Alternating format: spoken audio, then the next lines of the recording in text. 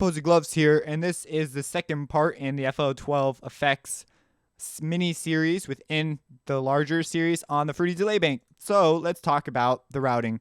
This is a hot topic because I've noticed this. Whenever I put routing in a title, people are, I guess they're confused by routing because that's generally a video people tend to skip to. So it's kind of an interesting thing I've noticed. So let's talk about how this is routed. So I've talked about it a little bit before, so this should be a pretty easy setup. But right now, I've got Harmor. Harmor is not going into a mixer track. Harmor's going out the master, and I put my delay on my master mixer. Probably not the wisest decision, but hey, it's what I did. So let's go to a default setup. So with default, oh man, do they not? Oh, there's defaults in the middle. That's kind of weird. So you get this by default. And if you go through and just start pushing buttons randomly, as you saw in the previous video, that's not the best idea. You could, if you want to do something, you've got to kind of have an idea of what you want to do with a plugin like this. This is something that's not super intuitive for that type of thing. So let's talk about this routing. And so I'm going to talk about getting it from one bank to the other and the master outs. I'm not going to talk about pre and post filter options like you have here. Like, well, I guess I could. Pre is before the signal hits it and then goes through the filter and then it goes out. Post is it goes through your granular processing and then it hits your post and then this gets filtered and then it goes out. So that's what that does. So anyways, you have your Harmor and right now it's got some signal and you have this volume input. So if we were to, and because, so you got to be aware that a plugin like this uses a buffer and it takes samples. And so what that means is the processor has some amount of time that it uses to buffer your signal. Pretty much every plugin uses some kind of a buffer so that it can do its processing. So we have this input and this output section. So Harmor right now is sending an input. And we have all these different banks and they all have their own input. And you have to turn them on actually in order to get them to work. And when we turn it on, it receives an input. This input is controlled by this volume. It has its own separate input. So 3 can receive its own separate input from 1. So let's show you that. So we have 1. It's got an input. Now let's turn 1 off. Now there's no delay. Let's turn 3 on. It's got its own separate input. Now let's turn 1 and 3 on. They've got their own separate inputs, but how can we prove that? Well, we'll just take the time on 1 and just move it. We'll just move it up some arbitrary number. See, there you go. That's 1 and 3 is receiving its own input. So that is one way to show you that that's how that works. Now, you could actually drive it 125%, so you could increase the volume. This may be necessary if you're filtering and you have if you're losing volume hardcore, you may want this. Especially if you're sending a delayed signal, so it's got feedback on it to another one, you may want to up the ante on your feedback. So, and that's where this option may become more important, but we'll talk about that later. You can also go to 0 volume, which is in the middle. So this no longer receives an input. Only filter 3 is working. And if we turn filter 3 off, there's no delay. So 0 is in the middle. That's a very important thing to know.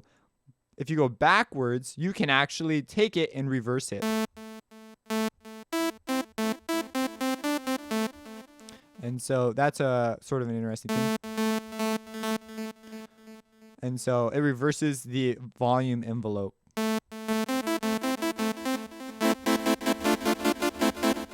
So, and then you can pan the input signal left or right once it hits the plugin. So that's how that works. Now let's talk about this output section. You have the ability to send things to the next filter. So you can actually go to the previous filter and set up an infinite loop. So if we went to filter 2, let's say, okay, so we got a signal coming in here, right? And we want to go to 2. And we want to turn 2 off. We don't want to, whoops, off is in the middle. See, that's what gets me. Off is in the middle. And we want 2 to not receive an input signal. We want filter 1 to not put a master out. So this volume knob down here, they all of them can do this, similar to the input. They can all send out their own separate master output. So you could have multiple outputs. This may be something you want, especially if filter 6 is getting its own input and needs to be able to send its own output. So I don't want that. I want this to be 0, and it's the exact same thing as over here, same volume type idea. And so I want, instead, And you can actually pan it too. So after it goes through all its processing, you can then pan it again, and you can pan it in the middle for the feedback, and there's just panning everywhere. So you have lots of panning options. So I want the volume in the middle. That way, when my signal comes, it does not go out one. Instead, I have this next. And what I can do is I can send it to the previous filter, or I can send it to the next one. So I want to send it to the next one at about 100%. And so if I come over here to 2, 2 is putting out a master out. But then we can set up something really weird. We can send it back to filter 1, bank 1, and filter 1 will process it again and send it back to filter 2. And filter 2 will put that out, but then it will get sent back again. So let's, what is going to happen? I honestly don't know, so let's find out. So one thing that you should be aware of is you're losing volume as you go through this. So if you have big volume gain stages, like let's say we boost our volume right here, and we turn our filter on,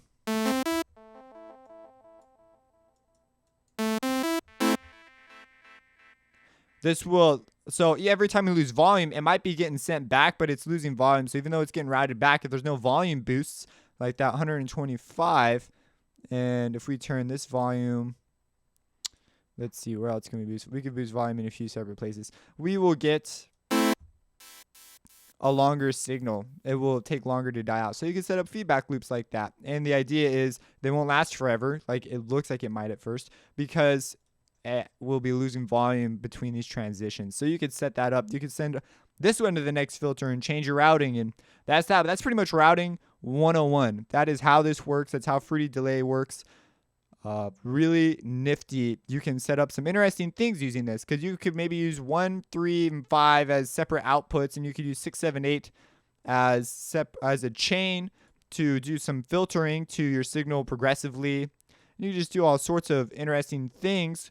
And as you remember from the Fruity Delay 2 video, if you haven't watched it, go check it out. I talk about the idea of stereo imaging with Fruity Delay and how we perceive delays like that at such insanely fast rates. So there's a lot of really cool stuff you could do here. So if you have any questions, drop them in the comments, subscribe, and have a blessed day. Opposing wolves. Reversing.